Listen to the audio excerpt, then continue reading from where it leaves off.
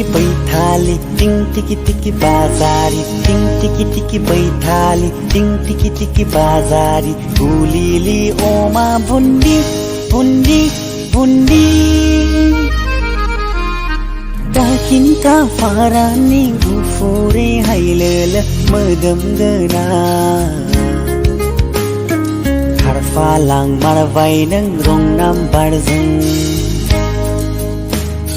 दाकिन्ता फारानि गुफुरै हाइलेल मोदोम गोना दोनखारलां मारबाय नों रं नाम्बारजों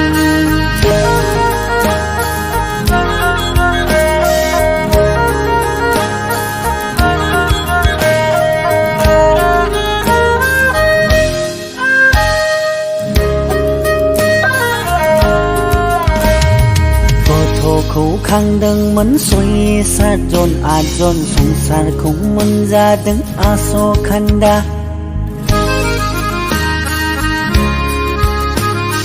गथ'खौ खांदोंमोन 6-7 जन 8 जन संसारखौ मोनजादों आस'खान्दा मानो फानिथो खारनोब्ला नों आंजों जुलि जाया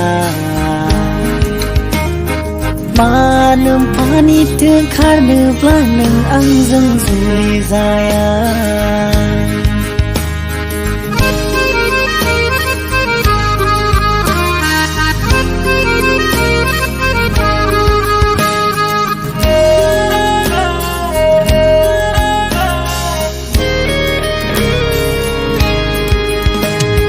लाजिनांथाव आगै लाजिनांथाव दुखु नांथाव आगै दुखु नांथाव गथ' गथायफोरखौ गारलांनायनि मा गोरोन्थिमोन खारलायनायनि गथ' गथायफोरखौ गारलांनायनि मा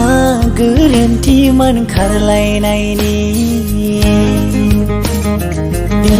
tiki baithali ting tiki bazari ting tiki baithali ting tiki bazari भुलीली ओमा बुन्दी बुन्दी बुन्दी